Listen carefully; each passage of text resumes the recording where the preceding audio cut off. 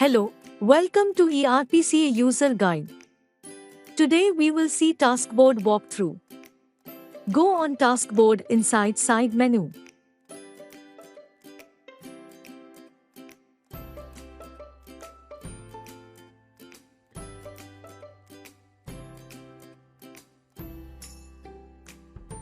Here you can see closed, overdue and work in progress task.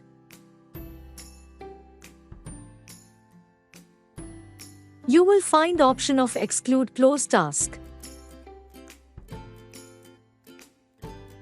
Also you got multiple filters which help you to refine your data.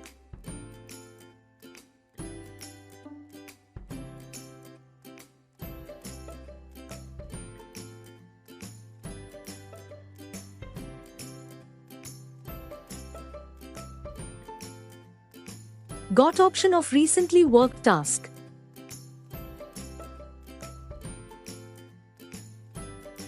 You can filter by task priority.